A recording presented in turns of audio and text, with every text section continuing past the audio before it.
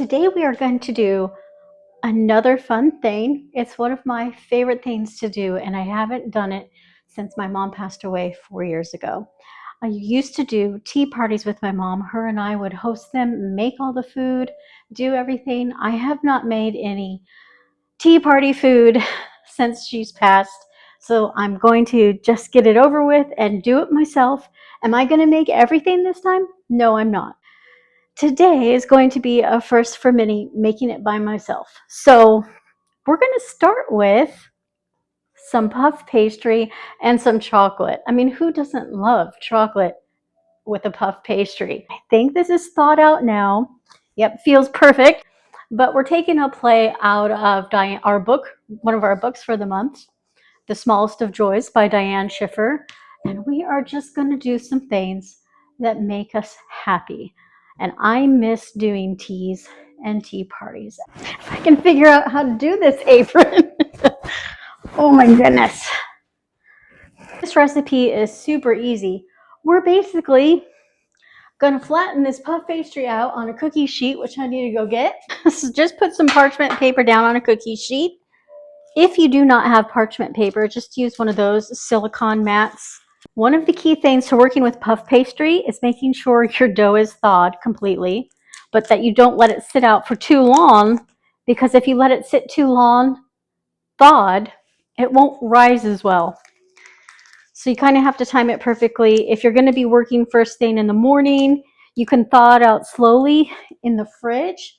It's kind of better to do it that way, to slowly thaw out and get colder from the freezer.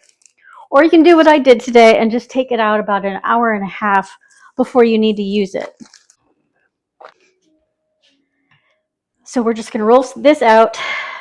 So since I didn't notice that you couldn't see what I was doing while I recorded this, I'm just going to quickly voice over what I did. So after I rolled it, I cut the pastry into a square and I put 3 squares of chocolate in that square and just folded over the pastry on top of the chocolate. And then for the second shape I rolled it kind of like a croissant. And every time I rolled over the pastry dough onto the chocolate, then I would add another chocolate square and then roll it again, and then add a chocolate square and roll it again. Chocolate croissant. Will it taste like the chocolate croissants at Starbucks? I don't know. Anyways, once you do this, you put them in the oven. The recipe will say put the egg wash on them after you roll them together, and then put them in the oven for 20 to 22 minutes on 400 degrees Fahrenheit temperature. Our next thing, it might be a little bit more tricky. Let's roll this out a little bit more if we can. The next thing we're making is some Parmesan twists. So the recipe calls for an egg and water for an egg wash, Parmesan cheese, but the actual really great Parmesan cheese, the grated hard stuff, you know, where you take a cheese grater and grate it, the real cheese. This is going to have to do today because that's all I've got. And then garlic powder, and it says rosemary, like fresh rosemary, freshly dried rosemary. But anyways, I think that's going to be a little too strong for me, so I am actually going to use Italian seasoning. They do say if you don't like rosemary, you can substitute it with thyme or sage, whatever savory ingredient you want to do it on. So first, because I'm not doing an egg wash, I'm going to melt some butter on this. Not on it, I'll melt some butter and then put it on. The other key about working with puff pastry is make sure your oven is hot. So preheat the oven before you put things in. That's what I am waiting on to put my chocolate puffs in there. I'm waiting for it to get 400 degrees Fahrenheit. It just cooks better when the oven's already hot, because the heat is what makes the pastry puff up and rise. That is the signal for these that my oven is ready. So I'm going to finish buttering this up, and then we'll go put the chocolate things in the middle rack, and we'll set the timer for 20 minutes. So let's put on a little Parmesan, and by a little, I mean a lot, because if you knew me, you know how much I enjoy cheese. And yes, I'm a messy cook. Don't worry, I'm putting more on. A little Italian seasoning, a little garlic powder.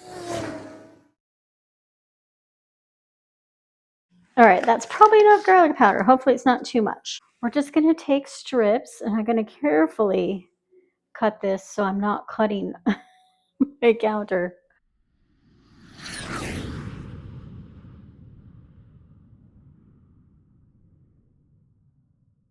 And then you take the two ends and you just twist.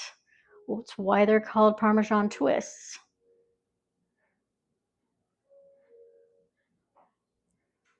And these are definitely not going to look the same as the lady I got it from. I'll try to remember to post the link down in the description. But if I don't and you're interested, make sure you comment and ask for it. I'll do it if I forget to. Then we're just going to put it on here. And I'm going to keep doing that all the way across. So that's how the chocolates came out. Not exactly the prettiest. And generally with the tea parties, you really want them to be smaller. So what I should have done, because they need to be pet fours. I don't know how you say that. They need to be like small like that. So what I should have done was had a square about half this size and maybe used one bar of one square of chocolate rather than three. This looks like it's going to be delicious. I'm going to turn the oven down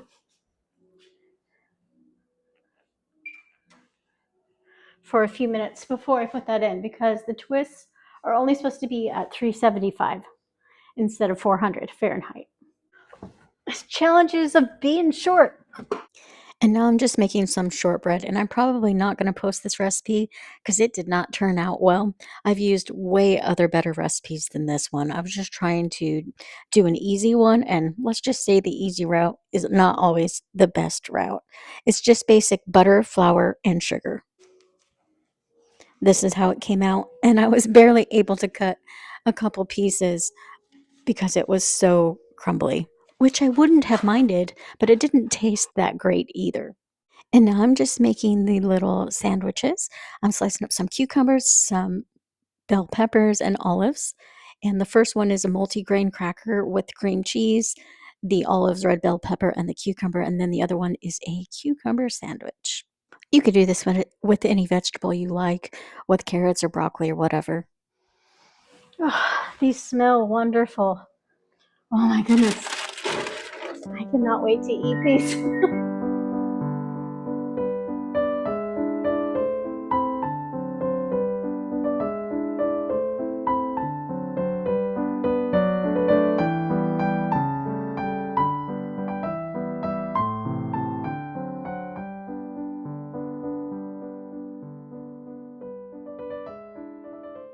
So these are my savories and these are my desserts. Now, normally we have 3 tiers.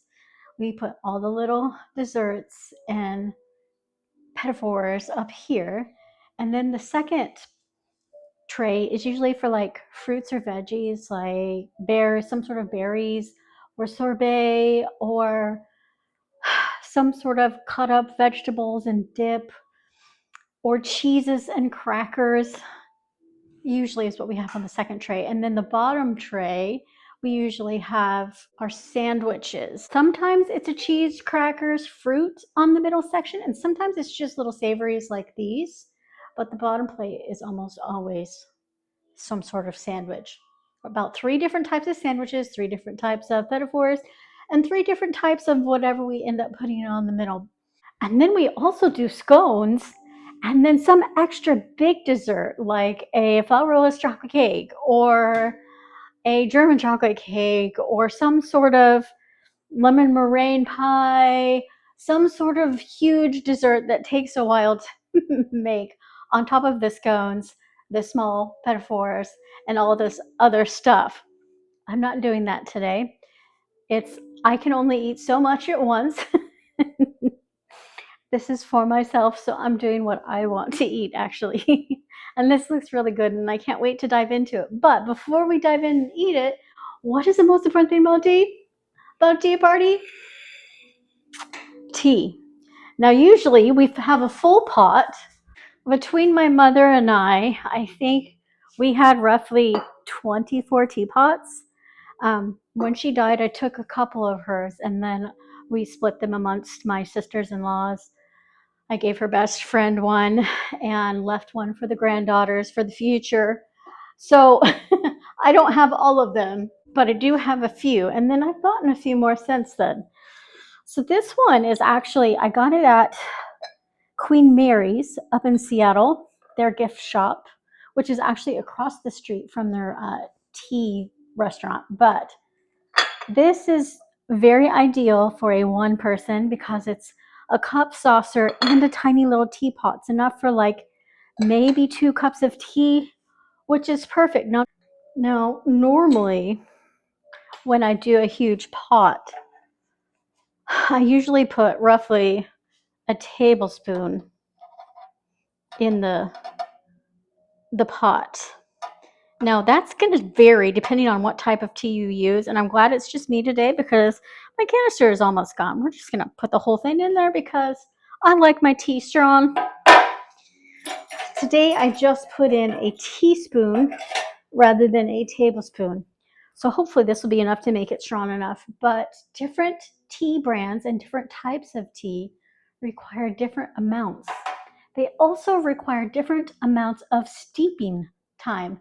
Some require 5 minutes, some require 3 minutes, and some require longer than 5 minutes or barely 2 minutes. It depends on if it's white tea, black tea, some sort of herbal tea, green tea, that all varies. Today I'm having a black tea from Twinings. It's your basic English breakfast tea.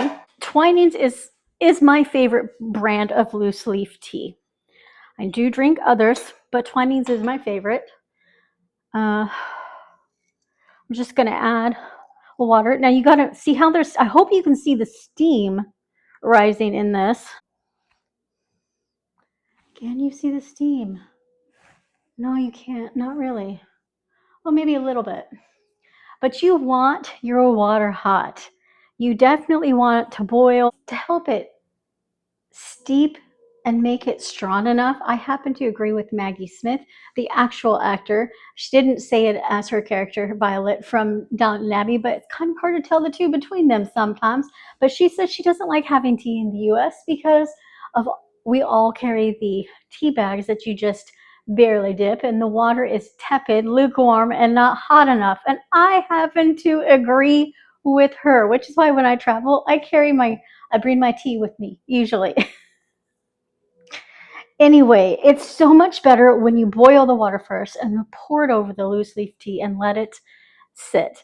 Now, granted, I do use tea bags sometimes when I'm in a hurry.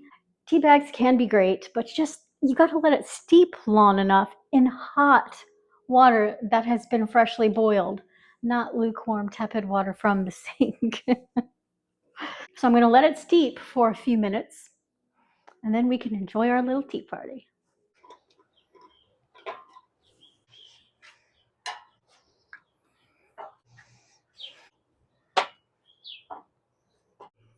Just enjoying my garden view out here.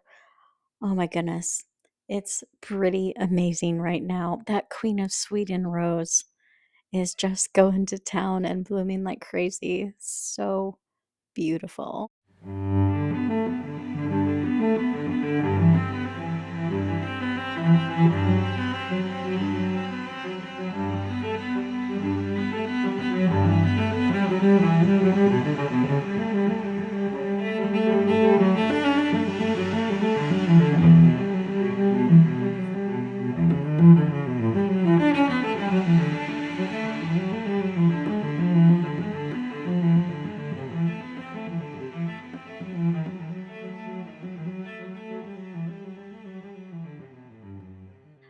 Don't forget next week, those of you book lovers, next week is book week.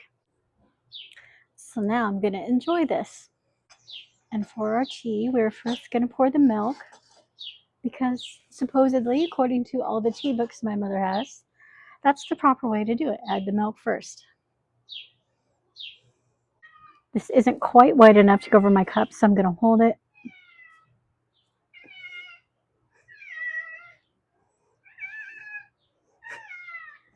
Dexter, what are you doing?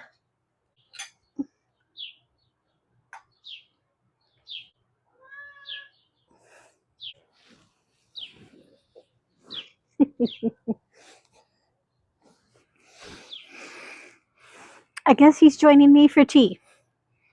Wait.